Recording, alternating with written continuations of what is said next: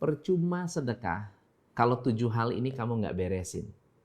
Percuma kamu sedekah mengharapkan sesuatu yang besar kalau 7 hal kecil ini tidak kamu lakukan.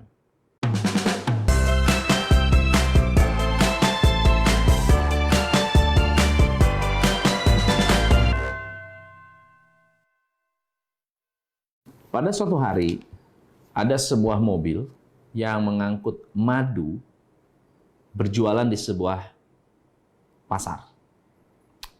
Ada banyak sekali orang yang datang karena madu ini adalah madu yang sangat-sangat asli, fresh. Bahkan ada beberapa yang masih ada sarang madunya. Untuk membuktikan bahwa madu ini sangat-sangat fresh. Pedagang madu ini berjualan dan banyak sekali orang yang antri untuk membeli madu ini. Dan ketika terjadi antrian yang begitu panjang, ada seorang wanita tua yang datang untuk meminta madu, bukan membeli madu. Sambil gemetar, dia mengatakan, "Tuan, bolehkah saya meminta madu di gelas kecil ini saja? Hanya untuk anak saya yang sedang sakit. Saya memiliki anak usia 5 tahun dan tidak bisa sembuh jika tidak meminum madu asli. Saya orang miskin, saya tidak mampu membeli madu. Saya mohon belas kasihanmu karena tidak ada orang yang mau memberikan aku madu karena mahal." Pedagang madu ini mengatakan, "Maaf Bu, saya tidak bisa kasih Ibu madu. Apalagi dengan gelas seperti itu." Dengan kecewa, ibu ini kemudian berbalik badan, lalu kemudian meninggalkan kerumunan. Saat dia berbalik badan, pedagang madu ini memanggil pembantunya untuk mengejar ibu tadi untuk menanyakan di mana alamat rumahnya. Setelah itu, ibu ini pulang ke rumah. 1 hari kemudian, pembantu sang pedagang madu datang ke rumah ibu dengan 1 jerigen kecil. Dengan 1 jerigen kecil, mengunjungi rumah tersebut, mengunjungi anak yang sedang sakit, lalu kemudian diberikanlah madunya. Sang pembantu bertanya kepada pedagang, "Pak, kita jualan madu susah-susah. Kita sudah susah-susah memelihara lebah. Kenapa Bapak mau kasih madu cuma-cuma? Bahkan kalau Bapak kasih yang kemarin, Bapak itu kan bisa kasih cuma 1 gelas, nggak ada ruginya. Kenapa Bapak harus kasih 1 jerigen?" Sang pedagang mengatakan, "Ibu meminta 1 gelas, tetapi saya yakin yang dibutuhkan lebih dari itu. Kalau ibu itu membutuhkan lebih, apakah saya mampu memberikan dan menyelesaikan masalah ibu ini? Karena saya mampu, dan buat saya 1 jerigen tidak ada artinya, saya memberikan sesuai kemampuan saya." Dan itu adalah esensi dari sedekah. Sedekah bukan hanya sekedar Anda memberi sekedar, tetapi Anda memberi sesuai kemampuan. Saya ingin mengajak Anda untuk melakukan eksperimen. Eksperimen sedekah yang simple, sederhana, tetapi bersyarat. Syaratnya ada 7.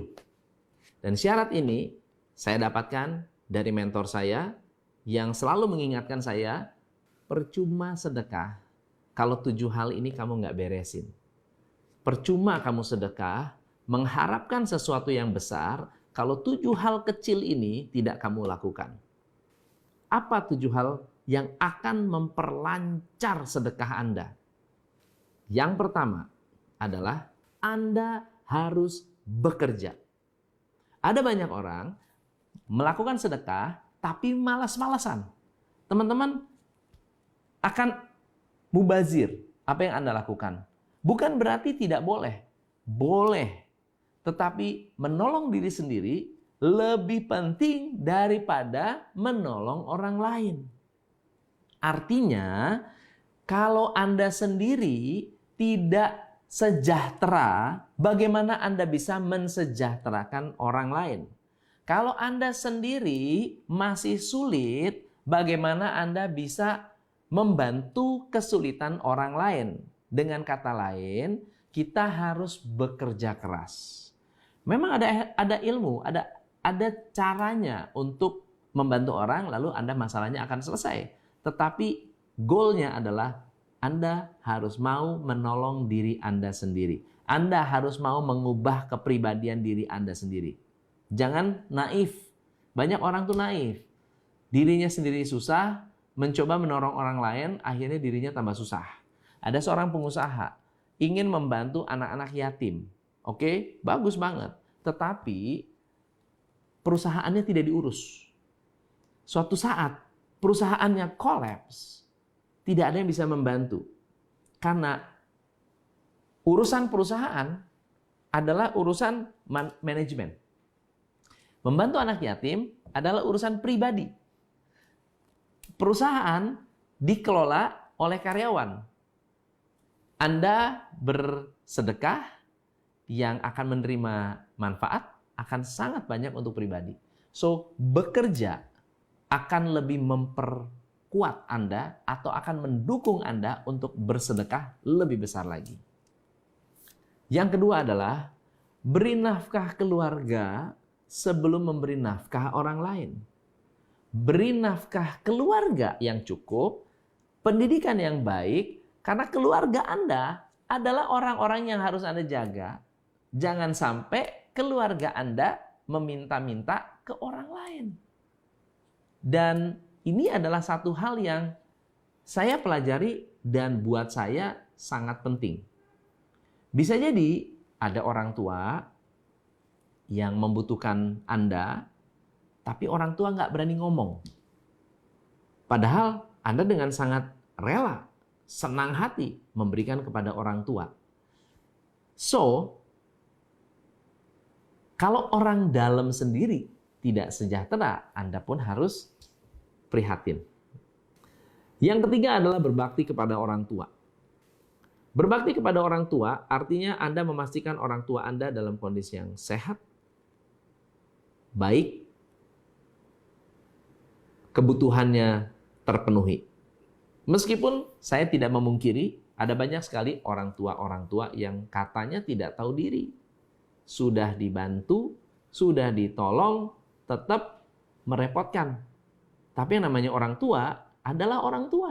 Tidak bisa kita bilang, wah nggak tahu diri. Nggak bisa. Orang tua adalah orang tua. Apapun yang terjadi, itu adalah sesuatu yang bukan sebuah pilihan. Nggak bisa milih. Orang tua kita kayak apapun, nggak bisa milih. Pada suatu hari, ada orang subscriber juga yang memberikan komen, saya tidak punya keinginan bahkan untuk berbakti kepada orang tua saya. Kenapa? Orang tua saya bukan orang tua yang layak dihormati. Teman-teman, orang tua adalah orang tua. Nggak bisa kita pungkiri. Kita belajar dari orang tua. Kita hidup dari orang tua. Dan berbakti kepada orang tua nggak pernah ada salahnya. Yang keempat adalah menjadi orang yang membawa kedamaian. Membawa kabar baik. Bukan menjadi orang yang bawa kabar buruk. Berapa banyak orang yang baik hati, sedekahnya banyak, nipu banyak orang juga banyak. Senin, Selasa, Rabu, Kamis, nipu. Jumat, sedekah. Sabtu, Minggu, nipu lagi. Janganlah. Atau Senin, Selasa, Rabu, Kamis, marah-marah terus. Jumat sedekah, Sabtu Minggu marah-marah lagi. Ya janganlah. Ya kalau bisa Senin, Selasa, Rabu, Kamis, Jumat, Sabtu, Minggu adalah Anda menjadi orang yang membawa kebahagiaan, membawa kedamaian, membuat orang happy, berkah, dan menyenangkan. Ini akan lebih damai, lebih sejahtera, dan lebih menyenangkan. Ketika Anda bersedekah, kebahagiaannya bertambah. Yang kelima adalah prihatin kepada orang yang kesusahan. Jadi nggak harus Anda bersedekah kepada anak yatim saja, tapi saat ada teman yang sedang susah, pinjam uang, lalu kemudian Anda bungain. Janganlah. Anda bisa lihat, ada orang yang benar-benar membutuhkan, dan ada orang-orang yang main-main. Kalau misalnya uang digunakan untuk minum-minum, Anda memberi, Anda salah. Tetapi kalau memang ada keluarga yang sedang sakit dan membutuhkan pengobatan, lalu Anda membantu, Anda prihatin, itu adalah sesuatu yang baik. Itu adalah sesuatu yang positif. Mungkin kalau Anda berikan uang, dipinjamkan, tidak bisa kembali. Daripada tidak bisa kembali, bantu sampai selesai. Yang keenam, menjadi pribadi yang bahagia, murah senyum. Menebarkan hal-hal yang positif. Kalau bisa menebarkan hal positif, kenapa harus menebarkan hal-hal negatif? Kalau bisa membaca hal positif, kenapa harus membaca hal negatif? Kalau Anda bisa menonton hal-hal yang positif, kenapa harus menonton hal-hal yang negatif? Menjadi orang yang positif adalah hal yang penting, dan saat Anda positif, Anda bersedekah, Anda akan tambah positifnya. Dan yang ketujuh, berbuat baik tanpa perlu ada syarat. Berapa banyak orang yang berbuat baik lalu diungkit. Berbuat baik lalu diingat-ingat lagi. Misalnya contohnya gini, dulu kan gue pernah bantu lu kan, dulu kan gue pernah bantu lu waktu lu sakit, kenapa lu sekarang gak mau bantu gue? Itu berarti Anda ngungkit-ngungkit. Ya, kalau berbuat baik lupain aja. Jangan ada syarat. Berbuat baik, dan tidak perlu didefinisikan sebagai berbuat baik. Just do what you can do. Ya, lakukan apa yang bisa Anda lakukan, lalu kemudian let God do the rest.